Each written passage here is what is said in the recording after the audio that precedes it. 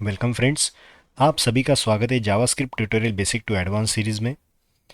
आज का हमारा टॉपिक है ऑपरेटर्स इन जावास्क्रिप्ट। इस टॉपिक को पढ़ने से पहले हमें ये चीज़ पता होनी चाहिए कि ऑपरेटर्स होते क्या है। तो ऑपरेटर एक सिंबल होता है जिसके ज़रिए हम कुछ ऑपरेशन परफॉर्म कर सकते हैं। तो सिंबल किस तरीके के? तो हमारे पास चार टाइप के ऑपरेटर्स मोस्टली होते हैं। पहला होता है एरिथमेटिक ऑपरेटर्स, दूसरा असाइनमेंट ऑपरेटर, तीसरा कंपैरिजन ऑपरेटर या फिर आप उसको कुछ टर्मिनोलॉजी के फॉर्म में बोलोगे रिलेशनल ऑपरेटर, और फोर्थ लॉजिकल ऑपरेटर्स। तो आज के वीडियो में हम पहले दो ऑपरेटर कवर करेंगे और नेक्स्ट वीडियो में हम रिलेशनल मतलब comparison operator and logical operator हम परफॉर्म करेंगे। तो let's start with practical thing. तो हम पहले देखने वाले एरिथमेटिक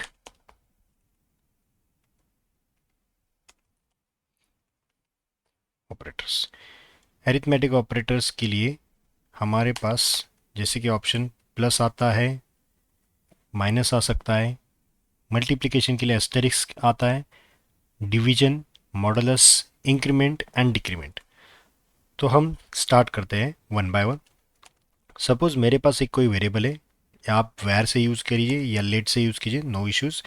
आप सपोज यूज़ करोगे कि मुझे दो नंबर्स का एडिशन चाहिए, तो मैं लिखता हूँ कि मेरे पास x की वैल्यू 10 है और मेरे पास y की वैल्यू 20 है, और इन दोनों का अगर मैं एडिशन प्रिंट करना चाहूँ तो मैं ऐसे लिखूँगा कि जिसके ज़रिए अरिथमेटिक ऑपरेटर में यूज़ कर सकता हूँ। प्लस मतलब एडिशन, तो मैंने 10 और 20 ये दो वैल्यूज़ की एडिशन करना चाहूँ जो कि मैंने स्टोर की एक्स और वाई वेरिएबल में, तो मैंने एक्स प्लस वाई लिखा और वो मुझे प्रिंट करवाएगा 30। तो आप अगर चेक करोगे तो देखिए यहाँ पर आप अगर देखते हो तो 30 हमें प्रिंट हो रहा है।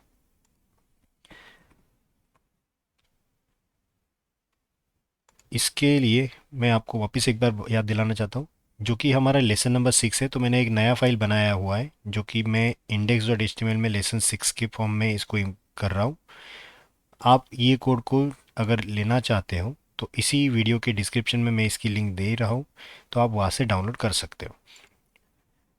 सो नेक्स्ट हमारे पास सपोज मैं इन दोनों का सब्सट्रैक्शन करना चाहता हूँ, तो मैं ऐसे लिखूँगा console.log y minus x. Right, y की वैल्यू ग्रेटर है तो इसीलिए मैं 20 को पहले लिख रहा हूँ, मतलब y माइनस एक्स, तो ये वैल्यू देगा 10।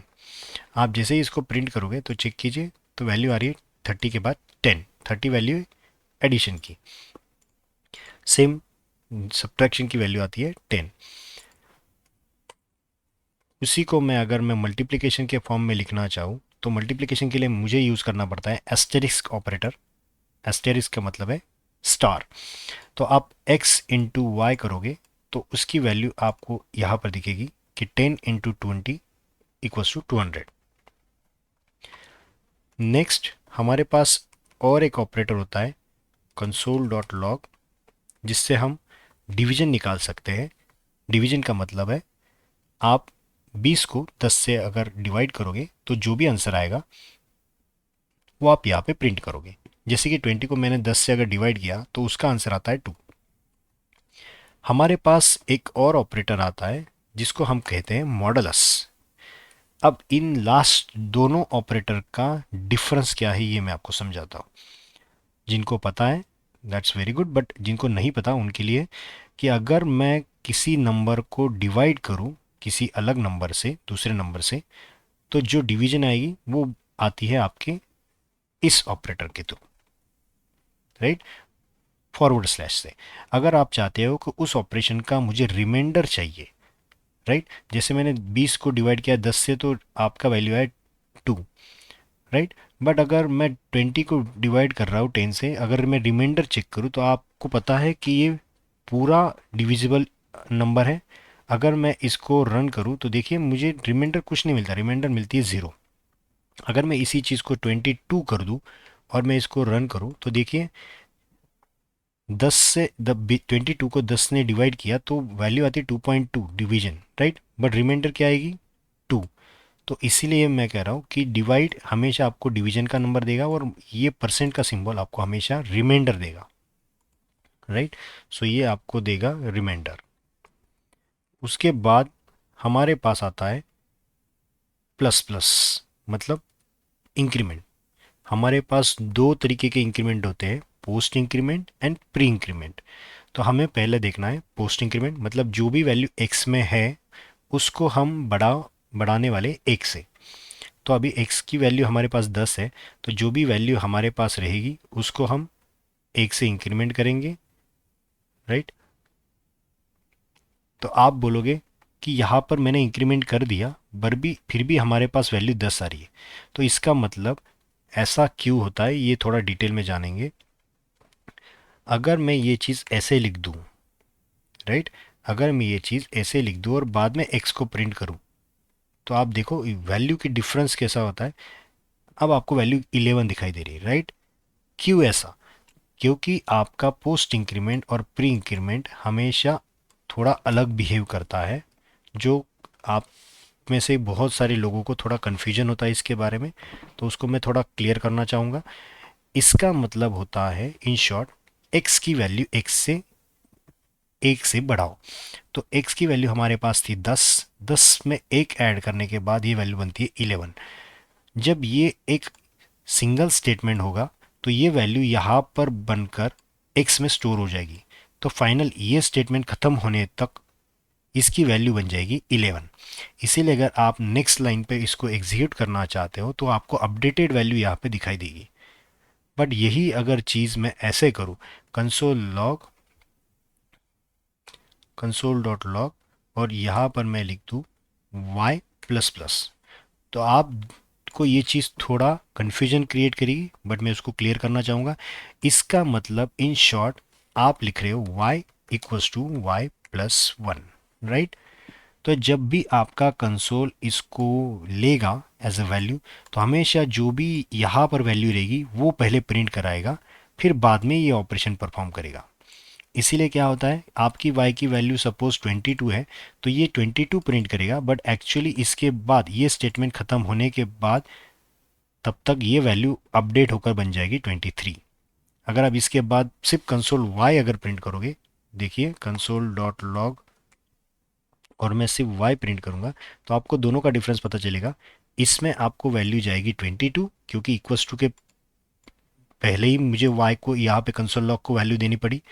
तो यहाँ पर अगर मैं रिफ्रेश करूँ तो देखिए, सॉरी, आपको ये चीज़ और क्लियर कर दो देता हूँ ऐसे, हाँ ठीक है। इसको अगर मैं रन करूँ तो देखिए वैल्यू मेरे पास आई 22, राइट। बट ये चीज़ y की वैल्यू कंसोल ने लेने के बाद ये चीज़ y से इंक्रीमेंट हुई, मतलब y ने उसके बाद इंक्रीमेंटेशन किया। अब अगर ये वैल्यू आप चेक करोगे तो आपको ये वैल्यू यहाँ पर दिखेगी ऐसे,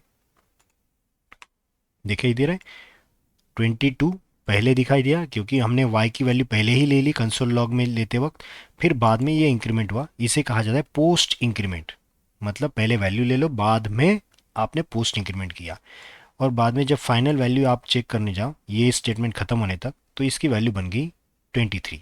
इसीलिए आपको ऊपर वाले स्टेटमेंट में 22 और लास्ट वाले में 23 दिखाई दे रही।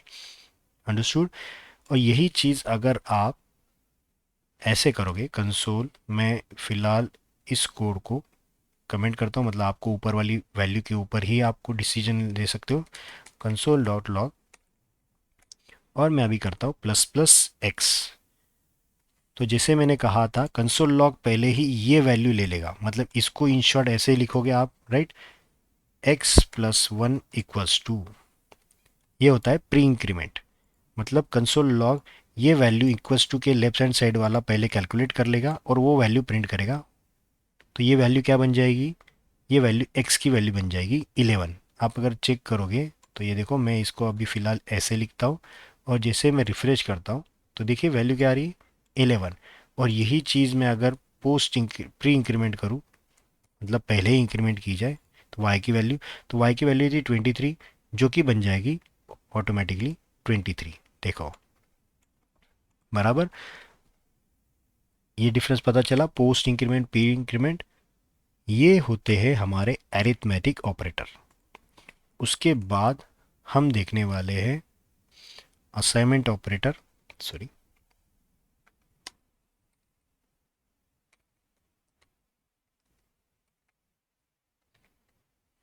इसमें हमारे पास इस तरीके के ऑपरेटर होते हैं। आप इसको कंफ्यूज मत होना इस ऑपरेटर को, मैं इसका मतलब समझाता हूँ। सबसे पहले असाइनमेंट ऑपरेटर मतलब कुछ वैल्यू आप किसी वेरिएबल में असाइन कर रहे हो। जैसे मैंने पहले लेक्चर्स में बताया था, असाइनमेंट मतलब एक वैल्यू स्टोर कर रहे हो किसी वेरिएबल में। तो सपोज मैंने लिखा यहाँ पे वैल्यू इक्वल्स टू 100, राइट। तो ये वैल्यू मैंने क्या किया, 100 की वैल्यू मैंने स्टोर की वैल्यू नाम के वेरिएबल में, राइट। इसी चीज़ को अगर मैं ऐसा लिखूँ, सपोज कि वैल्यू प्लस इक्वल्स टू 10, तो इसका मतलब क्या होता है, प्लस इक्वल्स टू ये शॉर्ट फॉर्म है इसका, कि आप कोई भी वैल्यू ले रहे हो जो भी लेफ्ट हैंड साइड में है उसमें +10 करो। तो समझ पा रहे हो, प्लस इक्वल्स टू 10 का मतलब होता है वैल्यू में जो भी वैल्यू में रहेगा उसकी वैल्यू 10 से बढ़ाओ। आपको अगर कन्फ्यूजन हो रहा है तो इसका नाम मैं चेंज कर देता हूँ।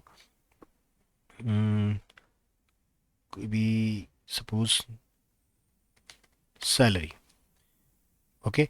तो जो भी वैल्यू सैलरी में रहेगी उसकी वैल्यू 10 से बढ़ाओ।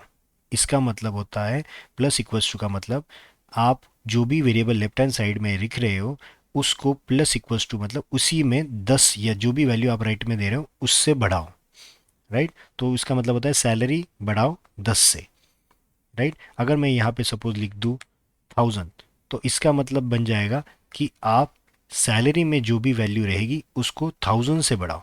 अगर मैं अभी इसके बाद कंसोल लॉग प्रिंट करूँ, कंसोल डॉट लॉग, और यहाँ पे लिख दूँ सैलरी, तो आप देख पाओगे जैसे मैंने रिफ्रेश किया तो लास्ट देखो 1000 से बढ़ाने के बाद ये बन गई 1100, राइट।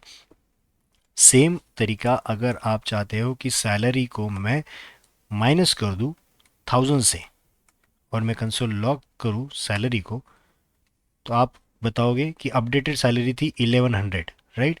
अब ये वापस 1000 उसमें से अगर मैं कम कर दूं तो वैल्यू बचेगी वापस 100, राइट।